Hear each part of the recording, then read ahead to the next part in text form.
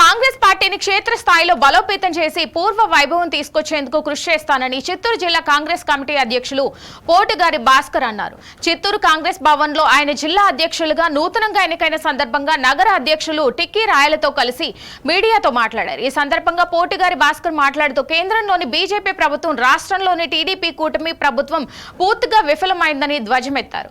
Super 6 పథకాల పేరుతో అధికారం చేపట్టిన తెలుగుదేశం పార్టీ, జనసేన పార్టీలు విభజన సందర్భంగా కేంద్ర ప్రభుత్వం ఇచ్చిన హామీలను ప్రశ్నించడంలో పూర్తిగా విఫలమైందన్నారు. ప్రజా సమస్యలపై కాంగ్రెస్ పార్టీ ఆలుపెరిగిన పోరాటం చేస్తుందని, రానున్న స్థానిక సంస్థ ఎన్నికల్లో కాంగ్రెస్ పార్టీ అన్ని స్థానాల్లో పోటీ చేస్తుందని తెలిపారు. ఈ సందర్భంగా అధికార ప్రతినిధి శివశంకర్ మాట్లాడుతూ ఆంధ్రప్రదేశ్ కు విభజన హామీలు అమలు కావాలంటే కాంగ్రెస్ పార్టీ అధికారంలోకి రావాలని, ఇందుకోసం కాంగ్రెస్ నాయకులు శక్తి వంచన లేకుండా కృషి చేయాల్సిన అవసరం ఎంతైనా ఉందన్నారు. ఈ కార్యక్రమంలో నగర అధ్యక్షులు నాయకులు రాణి యాదవ్, బీసీఎస్సీ సెల్ నాయకులు అక్బర్, భాస్కర్, పీజీ పరదేశి, పూర్ణచంద్ర, పలువురు కాంగ్రెస్ పార్టీ నాయకులు తదితరులు పాల్గొన్నారు. సభాధ్యక్షులు పోటుగారి భాస్కర్ గారిని ప్రసంగించవలసిందిగా కోరుతాను. జిల్లా కాంగ్రెస్ అధ్యక్షులుగా గత ఎన్నికలకు ముందు నన్ను అధిష్టాన వర్గం నియమించడం జరిగింది. అధిష్టాన వర్గ ఆదేశానుసారం కాంగ్రెస్ పార్టీ బలోపేతానికి జిల్లా వ్యాప్తంగా ప్రతి నియోజకవర్గంలో, ప్రతి మండలంలో నేను పర్యటించి నా వంతు శక్తివంచన లేకుండా పార్టీ పటిష్టతకు, పార్టీ అభివృద్ధికి శాయశక్తులకు కృషి చేశాను. ఇందులో మా కార్యవర్గ సభ్యులందరికీ, రాష్ట్ర నాయకులకు, గ్రామస్థాయి నాయకులందరికీ కూడా నేను సుపరిచితుడిని అయ్యేందుకు 1 సంవత్సర కాలం పట్టింది.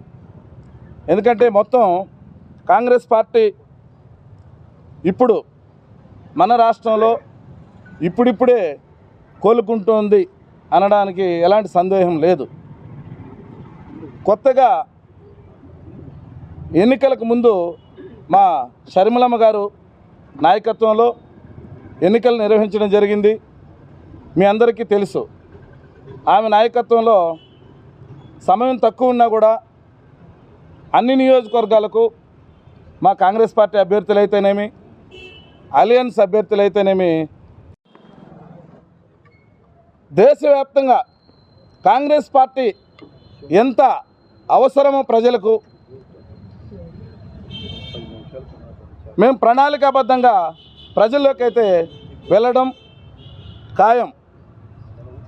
ప్రజల్లోకి వెళ్ళి మేము ఏదైతే బీజేపీ ప్రభుత్వం ఇచ్చిన మాటలు కేంద్ర ప్రభుత్వం కూడా మాట తప్పుతూ వారు అనుసరిస్తున్నటువంటి విధానాలనే ఇక్కడ కూటమి ప్రభుత్వం కూడా ఫాలో అవుతూ ఉంది. ఇది ముమ్మాటికి ఇది చాలా సిగ్గుచేటు. వాళ్ళు ఇచ్చిన మాటను నిలబెట్టుకొని కేంద్ర ప్రభుత్వాన్ని ప్రశ్నించలేని పరిస్థితుల్లో ఇక్కడ కూటమి ప్రభుత్వంలో ఉన్నటువంటి పవన్ కళ్యాణ్ గారు అయితేనేమి, చంద్రబాబు నాయుడు గారు అయితేనేమి, అలాగే ఇక్కడ ఉన్నటువంటి బీజేపీ నాయకులు అయితేనేమి రాష్ట్ర ప్రయోజనాల కోసం